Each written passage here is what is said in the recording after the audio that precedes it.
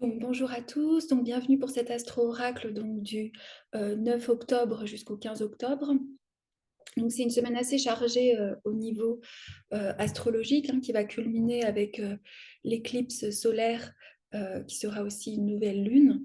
Donc il y a beaucoup de choses, il y a beaucoup de changements de signes, donc c'est vrai que c'est une semaine un petit peu, comment on pourrait dire, qui peut être un petit peu intense, qui se prépare. Elle commence, en tout cas en France, avec dans la nuit de dimanche à lundi, le carré exact entre Mars, donc, qui est en balance, et Pluton, qu'on avait un peu évoqué la semaine dernière. Donc on l'a vu sur la scène internationale, cette sorte de friction, d'intensification de la violence. Alors peut-être que ça n'arrive pas forcément en Europe beaucoup aussi, mais le Guatemala aussi, où je réside depuis presque 10 ans, passe une crise politique assez forte, je trouve, qui est très exemplaire de ce carré. En tout cas, l'énergie archétypale en œuvre se voit vraiment, puisqu'on a Mars en balance qui défend la justice avec des mouvements populaires, beaucoup des communautés indígenas, donc mayas, qui défendent carré à Pluton la tentative de coup d'État latent des institutions qui essayent en quelque sorte que le président qui a été élu légalement en août ne soit pas institué en janvier. Il devrait être institué en janvier 2024 et ils essayent de faire en sorte, puisque c'est un président qui sera plus favorable notamment aux classes plus défavorisées. Et donc, il y a la pression un petit peu de l'establishment très très forte, avec même au niveau de la Cour, même au niveau de ce qui est normalement censé représenter la justice ou le conseil, ce qu'on a l'équivalent du Conseil constitutionnel, qui essaye de faire invalider le parti du président. Donc on a une situation où tout le pays est bloqué. Il y a des blocages, il y a peu d'infrastructures routières, donc les principales sont bloquées. Donc on est vraiment dans cette tension, Mars carré Pluton. Je trouve que c'était un bon exemple des fois de voir comment l'astrologie s'exprime aussi littéralement, avec un rapport de force là pour la justice, pour le coup, et face justement aux forces corrompues. hein. Et je trouve que cette semaine nous parle beaucoup aussi de ces rapports de force, et peut-être là plus au niveau individuel, comme d'habitude j'ai plus l'habitude de le faire, de parler de ce qui peut se jouer en nous. Mais il y a quelque chose qui nous demande, je trouve, de revenir au centre de notre individualité, revenir au centre de qui on est, puisqu'on est pris vraiment dans des énergies très denses, avec Pluton très sourde aussi, parfois très archaïque. hein. Donc voilà, donc on commence aussi vraiment à quelques minutes près de ce carré exact entre Mars et Pluton. On a Vénus qui rentre dans le signe de la Vierge, et qui mardi s'opposera à Saturne. Donc Vénus en Vierge, là je vais reprendre un petit peu comme j'avais fait la semaine dernière aussi, pour essayer d'organiser un peu plus ma pensée. Donc Vénus, dans la tradition astrologique, Vénus est en chute en Vierge. Pourquoi? Parce que Vénus est en exaltation dans le signe du Poisson. Donc Vénus en Vierge, là on sort vraiment de ce qu'on a vécu aussi avec une Vénus en Lion depuis le mois de juin. Et Vénus en Lion, elle est beaucoup plus proche, on pourrait dire, de l'image archétypale, d'Aphrodite, dans son désir érotique, dans son désir de sensualité, dans son désir de fusion. Et je pense qu'une des choses principales qui explique la chute de Vénus en Vierge, et c'est une énergie contenue dans le signe de la Vierge, pardon. Et là, on est beaucoup plus proche d'un archétype parfois qui fait pourtant partie des archétypes, ce qu'on appelle primaires, utilisés par Jung, qui est la Corée. Alors comme par hasard, je ne savais pas, mais je suis retombée sur un livre que j'avais sur la Corée, et je me suis dit, c'est pas étonnant puisque Vénus rentre en Vierge, et que j'ai lu la semaine dernière. Donc la Corée, c'est cette idée, c'est cette image archétypale de certaines déesses dites vierges, hein, que vous pouvez retrouver dans Perséphone, dans Athéna, dans Vesta, dans des Circé même, ou des Médées, qui sont des expressions différentes. Vous savez, souvent, je ne sais pas si c'est la bonne traduction anglaise, mais on dit que l'expression archétypale d'une énergie est multivalente, c'est-à-dire que vous avez un corps commun, et puis après, elle s'exprime dans différentes facettes. Et l'étymologie de Corée, alors souvent on la connaît comme Perséphone, c'était Perséphone dans la mythologie qui était appelée Corée, c'est la force vitale. C'est de là où le principe de vie peut grandir. Donc pour moi, l'idée de Vénus en Vierge, si justement on essaye d'aller un petit peu plus loin que son simple « oh là là, elle n'est pas favorable pour les relations amoureuses hein, », qui est ce qu'on pourrait raconter, c'est surtout qu'elle va nous ramener à notre pouvoir, à notre indépendance. Elle agit depuis le centre en fait authentique de l'être. Hein. Et donc en effet, on est loin des expressions vénusiennes traditionnelles qui ont besoin de plaire, qui ont besoin d'exister au dehors, qui ont besoin parfois de séduire, hein, bien sûr dans son ombre. Là, c'est vraiment une autre facette, puisque c'est une autre qualité de cette énergie, où elle est très réceptive au monde intérieur. Hein. Donc elle a besoin, et je trouve qu'il y a quelque chose d'assez beau cette semaine, j'espère que j'arriverai, parce que j'ai préparé là vraiment de plus en plus des pages et des pages, j'aimerais vous les partager, mais je ne sais pas comment. Et donc, dans cette réceptivité à son monde intérieur, on verra qu'il y a aussi Mars qui va changer de signe en Scorpion, et on verra le lien, puisqu'ils vont faire ce qu'on appelle un sextile. Hein. Et donc, il y a quelque chose d'assez beau, je trouve, pour nous aider, justement.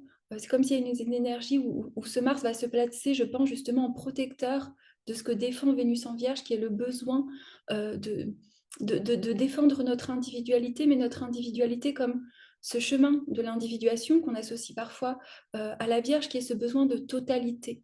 Mais c'est surtout le besoin que notre vie, que notre expression vénusienne, donc que nos plaisirs, que nos désirs, que nos relations partent du centre.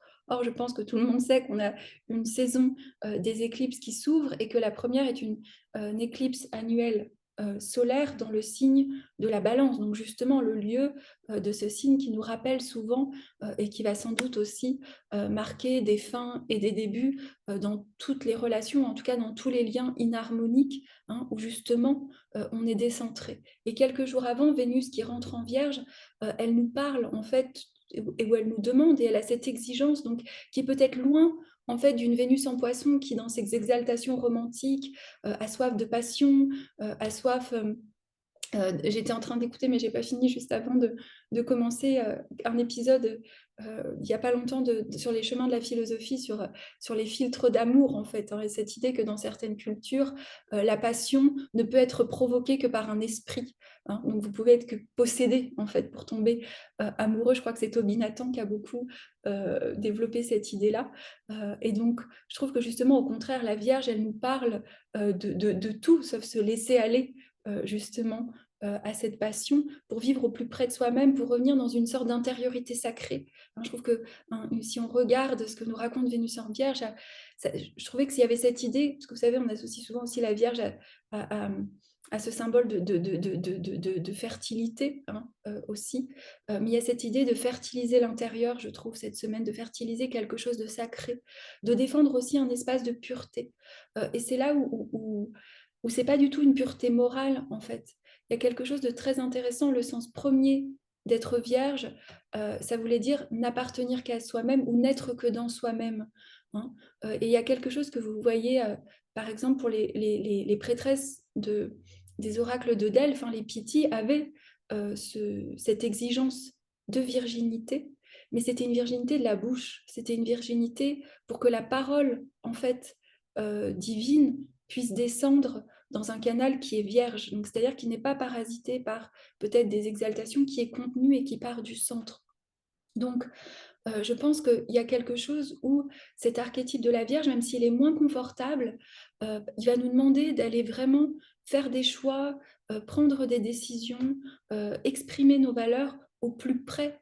Hein. Bien sûr, on sait que la lune noire est rentrée dans le signe de la Vierge. Je sais que je parle peu de la ligne noire dans les vidéos, mais je trouve que c'est tellement un endroit délicat, un endroit controversial, je ne sais pas si c'est controversial en français, désolée, je mélange toutes les langues, qui fait qu'il y a tellement ce vertige de l'absolu et à la fois quelque chose qui peut nous réveiller dans nos profondeurs que souvent, comme aussi souvent quand ça arrive la saison des éclipses, je trouve que des fois, c'est difficile dans ces espaces-là d'aller toucher. Donc, je préfère me taire, en fait, tout simplement. Hein. Donc, voilà. Donc, il y a vraiment pour aussi peut-être hein, cette exigence qui est rappelée tout de suite par l'opposition à Saturne, hein. Il y a une opposition à Saturne en Poisson. Alors, l'opposition à Saturne en Poisson, elle peut nous parler comme toujours. C'est l'expression de Saturne qui représente parfois ce sage, que vous voyez Saturne en Poisson aussi. Des fois, je trouve qu'il y a une forme de radicalisation dans certaines autorités spirituelles ou dans un certain dénigrement aussi. De beaucoup de choses liées justement avec l'invisible. Il y a un besoin aussi de le contrôler. Ça peut être de la part aussi de certaines institutions, hein. Euh, mais je trouve qu'il y a justement cette Vénus en Vierge qui va nous ramener aussi à la force du discernement, à la force justement d'intégrer ce qui est au plus près de nous-mêmes en fait, ce qui est vraiment on pourrait jouer, vous pouvez jouer. Moi, des fois, je joue avec les aspects pour vous les transmettre en me disant, tiens, euh, Vénus en Vierge face à Saturne en Poisson.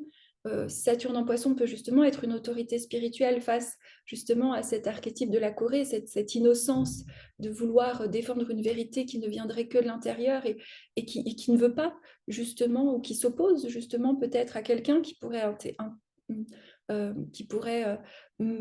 comment dire, incarner voilà, l'autorité de Saturne en Poisson, hein, avec ce besoin, avec cette tension. Tout simplement aussi, on sait que Saturne face à Vénus, Vénus reste le principe qui est de la sexualité, de nos relations, de la sensualité. Donc souvent, quand on rencontre Saturne, il y a quelque chose de l'ordre de l'inhibition de la spontanéité. Il peut y avoir une frustration dans les thématiques vénusiennes, quelque chose qui demande à être réordonné, quelque chose où justement, ce qu'on a vu avec Mars carré Pluton, Pluton qui redevient direct, où il y a cette sorte un peu d'idée de pouvoir et de contrôle latent. Hein. Là, il y a peut-être quelque chose aussi par rapport à des valeurs qui sont incarnées par Saturne et des valeurs beaucoup plus proches du soi que des formes de Vénus en Vierge qui peuvent s'opposer, qui demandent à être intégrées. Mais je pense que sur un plan... pardon, je vais continuer sur l'idée avant de passer tout de suite, mais je me dis, il y a aussi cette idée de Vénus face à cette autorité. Ça peut être que l'autorité est floue, qu'on a un manque d'espace aussi, qu'il y a quelque chose qui n'est pas respecté, hein. Il y a cette idée qu'on retrouve beaucoup dans Corée, dans cette idée de Corée liée à Perséphone. Il y a souvent aussi cette idée d'abus du territoire. Alors, est-ce que des fois l'abus, une des barrières, le livre que j'ai trouvé, c'est un livre malheureusement qui est en anglais, mais de quelqu'un que j'aime beaucoup, qui s'appelle Saffron Rossi, qui est une astrologue archétypale et qui est aux États-Unis. Et elle dit qu'une des barrières justement de la Corée, des fois, c'est aussi parfois l'archétype de la mère dévorante, hein. Donc, ça va être aussi tout ce qui nous dévore et qui nous empêche justement d'avoir accès à cet espace du sacré, hein. Et peut-être que justement dans la lumière, c'est là où je voulais en venir, Saturne opposé à Vénus, bah, c'est Vénus en Vierge, dans son côté jeune, innocente, qui défend une pureté, face aussi un Saturne en Poisson qui pourrait, dans sa démission féminine, incarner The Crown. Donc The Crown, vous savez, c'est la vieille femme, la sage-femme. Donc il y a quelque chose en nous, il y a peut-être un besoin de maturité, et on le verra beaucoup, je trouve, cette semaine, puisque Mars est aussi en trigone à Saturne. Donc, et que Mars et Vénus sont les régents des nœuds lunaires des éclipses. Donc on voit bien que les décisions qui doivent être prises, les choses du destin qui s'accélèrent, les choses de l'extérieur, comme ici, puisque la situation du Guatemala, on retombe dans un système d'école en ligne, par exemple, où on commence à aller au supermarché, on voit qu'il manque des choses, donc on se dit, voilà, il y a ces choses un petit peu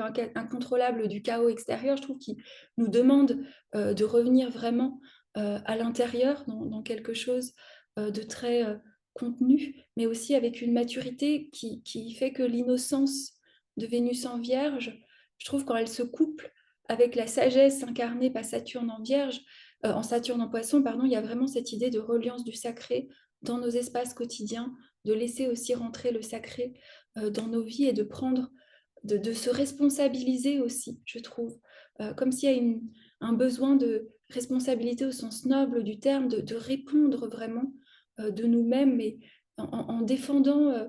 Alors, on sait que la lune noire est là, donc c'est là où il va falloir faire attention de ne pas dans cette quête absolue, hein, de pas justement aussi des fois chuter, enfin de se laisser tomber, d'être trop dans un absolu qui devient incorruptible et qui finalement qui en devient tyrannique puisqu'il se déconnecte complètement aussi de, de, de nos parties humaines qui sont moins lisses ou qui sont moins pures, hein.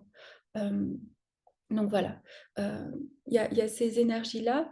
Mercredi, on a aussi Pluton donc, qui redevient direct. Alors même si c'est un mouvement jusqu'à ce qu'il rentre vraiment en Verseau, certains peuvent le sentir, mais c'est des planètes tellement lentes, ça veut dire qu'elle est stationnaire. Je pense que c'est un mouvement qu'on sent, qui est déjà là depuis quelques jours, depuis quelques semaines, et qui sera encore avec une sorte de tension latente, avec peut-être aussi un retour de certaines problématiques qu'on avait vues avec Pluton en Verseau, sur le lien à l'intelligence artificielle, sur le lien aussi au rapport de force sur la scène internationale, sur des nouveaux modes de gouvernance ou toutes ces choses-là.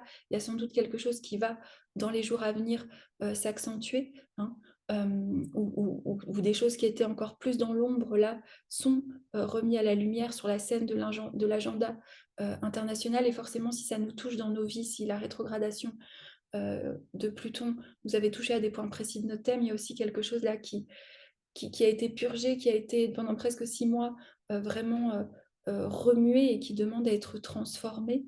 Et quelques heures après la reprise de sa marche directe de Pluton, même si on sait que c'est un effet d'optique, hein, puisque l'astrologie est géocentrique et depuis notre Terre, donc on a ce phénomène-là. On a l'opposition du Soleil à Chiron. L'opposition du Soleil à Chiron, elle nous accompagne un petit peu parce que ça veut dire que 2 jours après, on a l'éclipse, donc il y aura aussi cette présence de Chiron. Donc Chiron, il montre ce qui fait mal et il montre la voie aussi qui guérit. Et je pense beaucoup dans cet axe bélier-balance entre le je et le nous, justement, hein. On sait qu'il y a aussi cette, cette tension entre vouloir maintenir des liens et puis l'appel du bélier qui nous dit d'ouvrir, alors c'est pas forcément que des liens, ça peut être d'ouvrir une nouvelle façon de penser face à la société, ça peut être d'ouvrir justement aussi de nouvelles associations professionnelles, hein. Je pense qu'il faut l'ouvrir à juste l'aspect romantique et amoureux, hein. Mais forcément, j'allais dire, pré-nouvelle lune, pré-éclipse, dans cette phase obscure de la lune à partir de mercredi, quand Pluton blesse, le défi, c'est de ne pas se faire happer et penser que quelque chose qu'on avait commencé à cicatriser est complètement une plaie ouverte et se faire une hémorragie, hein. En fait, je pense qu'il y a quelque chose d'être vigilant à comment on pourrait dire, à voir aussi à voir les fissures et peut-être par rapport à ce que je disais de la Vierge qui aime bien accepter justement peut-être ce déséquilibre momentané que montre Chiron, cette chose qui est encore là, hein, et essayer de la replacer dans un contexte un peu plus grand. Sinon, on pourrait se faire très mal, je pense, ou trop mal. Et en sachant qu'il y a aussi Pluton qui est redevenu direct, ça pourrait être quelque chose qui nous fait mal et qui a cette tonalité un petit peu dramatique, hein. Ah oui, donc vous voyez maintenant, il y a des hélicoptères, là, l'option pardon, petite parenthèse, mais qui est drôle. Hier, sur Facebook, on vous montre, comme beaucoup de villes sont bloquées, comment sortir, allez, 500 $ en hélicoptère, vous pouvez aller à la capitale. Je crois que c'est de 500 à 2000 $ le trajet en hélicoptère. Donc voilà, ça me fait sourire. Donc, le jeudi, donc on a Mars qui rentre en Scorpion. Donc Mars qui rentre en Scorpion, donc on a vu qu'il y a eu quelque chose dans ce Mars Balance au carré de Pluton qui a été mis comme ça en lumière. Là, on a un Mars de Scorpion qui est au trigone de Saturne le lendemain, le vendredi 13, hein. Euh, donc, Mars en Scorpion, il est en domicile. J'aime beaucoup ce que dit Éric Beru. Éric Beru, je pense que beaucoup de gens, ceux qui aiment Luc Biget généralement, aiment aussi Éric Beru, qui est un psychanalyste et qui aussi astrologue, pour faire vous savez, tous les signes, enfin, toutes les planètes ont en domicile un signe dit féminin et un signe dit masculin, hein. Donc Mars est le régent du Bélier, hein. Donc là, c'est vraiment le héros de la conquête. Et il dit le Mars du Scorpion, c'est le héros des terres humides, dans le sens où c'est le héros de nos territoires émotionnels. C'est celui qui va nous demander de nous libérer de nos attachements toxiques. Il nous demande de libérer des énergies du Scorpion dans l'ombre. Quelquefois, moi j'aime beaucoup penser comme ça, c'est basé vraiment sur le thema mundi de l'astrologie hellénistique, qui est tout simplement les domiciles de chaque planète, hein. C'est le Scorpion est un signe où la Lune est en chute, pourquoi? Parce qu'elle est exaltée en taureau, et où Vénus est en exil. Donc, c'est le lieu du territoire parfois où Pourquoi la Lune est en chute en Scorpion? Parce que c'est le lieu justement où des fois on se fait absorber par la Lune. Alors je sais que des fois la Lune est très à la mode, mais si on lit le symbole lunaire, c'est aussi tout ce qui nous dévore, tout ce qui nous rend prisonniers, c'est tous ces attachements un petit peu qui nous font entrer dans un vortex où justement Mars, qui est le symbole aussi de défendre et de dire non, hein, le retour de Mars à 2 ans, je pense qu'on le voit chez un enfant, c'est non, non, non, non, hein, puisque Mars a un cycle, a une révolution autour du Soleil de 2 ans, donc il dit non. Hein. Donc là, il y a quelque chose où Mars, il veut nous aider, je trouve, en Scorpion, et en plus, il est en sextile à Vénus, donc il y a cette idée de nous aider, je trouve, à nous libérer de tout ce qui, justement, ne nous permet pas de protéger notre individualité, de tout ce qui de tout ce qui nous empêche d'être au centre de nous-mêmes et surtout proche de quelque chose, d'une vérité, je sais pas, ça peut être tout ce qui est une forme d'emprise, en fait, tout ce qui a cette dimension, vous savez, toxique, tout ce qui a cette dimension, que ce soit relationnel, que ce soit même des pratiques qu'on peut faire, parce que le Scorpion, c'est aussi le lieu des signes occultes, c'est aussi le lieu de l'astrologie, c'est aussi le lieu parfois, dans une certaine dimension, bien sûr, l'astrologie, vous pouvez la retrouver partout, mais dans tout ce qu'on va faire et qui va nous mettre petit à petit sur emprise, où on va avoir l'impression aussi de porter des allégeances à des symboles, de porter des allégeances à des personnes, à des relations, mais finalement qui nous donnent la sensation d'étouffer. On disait aussi que le Scorpion, qui est aussi ce qui ne se voit pas, c'est aussi le lieu, j'allais dire, je crois que c'est Éric Beru, il dit le Scorpion, c'est le lieu de l'interdit, de l'inceste. Mais c'est aussi couper tout ce qui est un peu incestueux dans nos vies, tous ces liens psychiques, tous ces héritages, tout ce qu'on ne veut pas. Hein. Alors, le défi d'un Saturne, pardon, d'un Mars en Scorpion, c'est d'aller vraiment, enfin, qu'il y ait vraiment cette intensité. Je suis désolée pour les hélicoptères, mais il y a vraiment cette intensité avec un Mars en Scorpion, de vouloir aller jusqu'au bout, de vouloir aller peut-être jusqu'à la mort en fait. Hein. Mais dans certains héros, vous prenez le voyage du héros, certains héros doivent mourir. Et la renaissance, la deuxième naissance, ne se fait que sous une autre forme, avec vraiment une mort qui est réelle. Mais je trouve que le trigone à Saturne peut nous aider à incarner une sagesse, peut nous aider aussi à incarner une forme de sacré. Surtout, hein, qu'il y a cette éclipse qui arrive le lendemain, samedi. Alors moi, j'ai tendance à peu avoir de mots pour les éclipses, donc je m'excuse si vous attendez j'ai tendance à avoir du mal à trouver mes mots. Euh, Pourquoi? Parce que j'ai l'impression que la tradition astrologique, ou depuis, si vous prenez énormément de tous, hein, que ce soit les Mayas, il y avait toujours quelque chose en temps d'éclipse. Il faut aussi imaginer, alors je crois qu'en France, elle n'est pas visible. Je sais qu'en Amérique centrale, l'éclipse est visible. Pourquoi? Parce qu'il sera 11 heures du matin. Hein. Mais surtout que là, en plus, la position va faire qu'il y a une sorte de rayon qui reste. Vous savez, c'est ces photos d'éclipse où on voit où il y a comme un halo encore lumineux. Hein. Et certains pensaient que c'était les dragons. D'ailleurs, je pense que c'est pour ça qu'on a appelé les nœuds, parfois la queue et la tête du dragon, les nœuds lunaires. Hein. Ils venaient manger le soleil et la lune. Hein. Et d'où le défi, est-ce que ça allait revenir?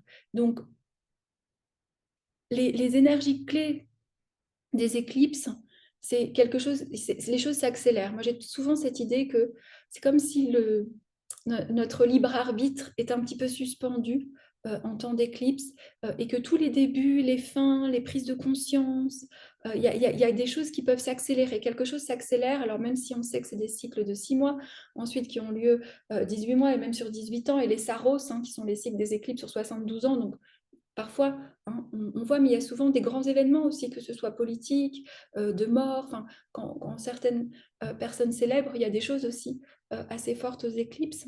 Là, il faut savoir que ce qui est éclipsé, c'est le Soleil.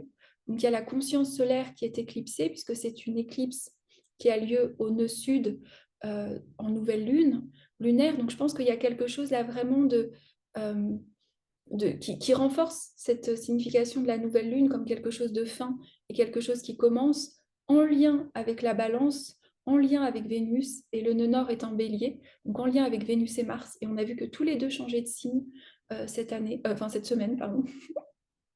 Donc, on a les régents des nœuds et je ne sais pas si vous avez suivi mon propos, mais qui nous amène justement à défendre une sorte de défense de notre individualité, de nous contenir, de sortir justement de ces attachements.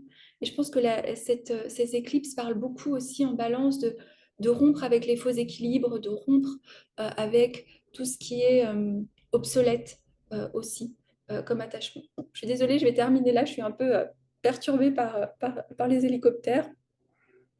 Et je vous souhaite à tous une belle semaine. Donc, en fait, à chaque fois, j'oublie toujours de le dire, mais je me suis rendu compte, je ne suis pas très très bonne pour faire ma promo.